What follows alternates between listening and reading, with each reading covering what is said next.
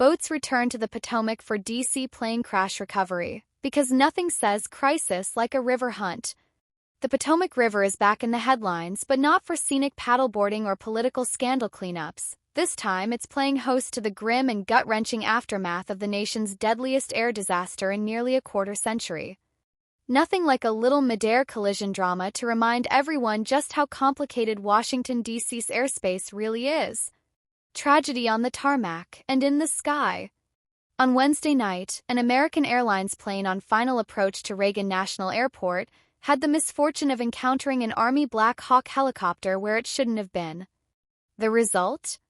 A catastrophic Midair collision that claimed 67 lives, sent investigators into overdrive, and forced the return of police boats to the Potomac to retrieve wreckage and recover the victims. More than 40 bodies have already been pulled from the river, which, let's be honest, is probably more action than the Potomac has seen since the last time Congress pretended to care about infrastructure. Crews are working in miserable conditions, overcast skies, incoming rain, and the general unpleasantness of wading through debris from what was supposed to be a routine flight.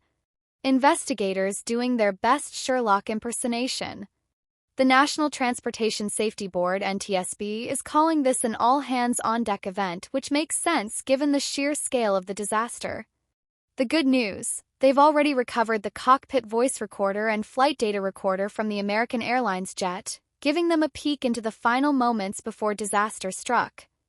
The bad news: they're still on the hunt for the helicopter's black box, and without it, they're left with educated guesses and speculation.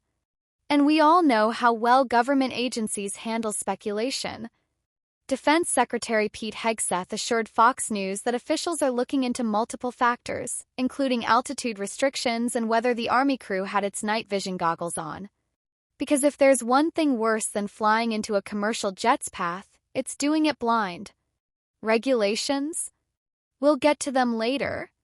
In a move that surprises absolutely no one, the Federal Aviation Administration (FAA) has decided, only now after this disaster, that maybe, just maybe, allowing helicopters to zip around at low altitudes near major commercial flight paths is a terrible idea. The FAA has indefinitely barred most helicopters from using the routes under or near Reagan National's flight paths. Bold move, considering that probably should have been in place before two aircraft turned into a Midair jigsaw puzzle. Tower staffing, business as usual or disaster in the making? Now let's talk about the elephant in the control tower.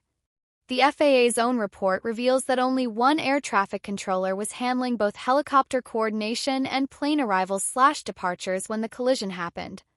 Normally, those duties are split, but because it was past 9:30 p.m. and someone decided things were slow, they combined the roles earlier than usual. The FAA insists this is totally normal. Critics, however, are scratching their heads, wondering why an airport directly next to the capital of the United States wasn't fully staffed when an American Airlines jet was trying to land in an already chaotic airspace. Nothing screams FAA efficiency like cutting corners in one of the busiest and most complex flight zones in the country. Trump weighs in because of course he does. In true Trump fashion, the former president couldn't resist chiming in, taking to Truth Social to declare that the helicopter was flying too high and that this was not really too complicated to understand. He then went on to blame diversity initiatives for undermining air safety because obviously the only way to prevent Midair collisions is to not have diversity.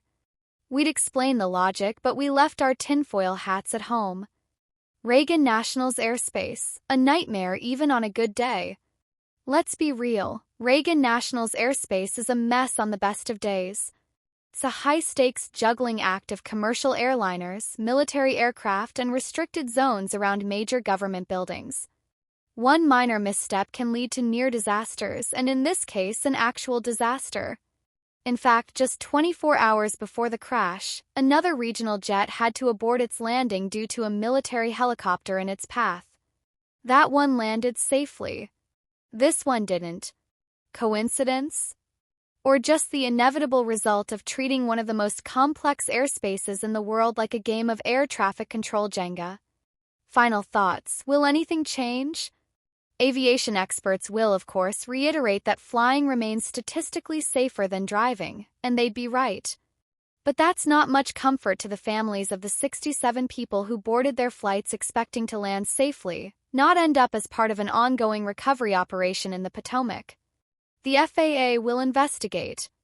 The NTSB will release findings in 12 to 18 months. Pentagon will defend its training exercises. And Congress will hold a hearing, nodding solemnly while conveniently forgetting to fund real change. Meanwhile, the Potomac boats will keep dragging the river, investigators will keep analyzing flight data, and we'll all go back to hoping our next flight into DC doesn't make the evening news. Stay tuned for more updates, because nothing ever really changes in Washington, does it?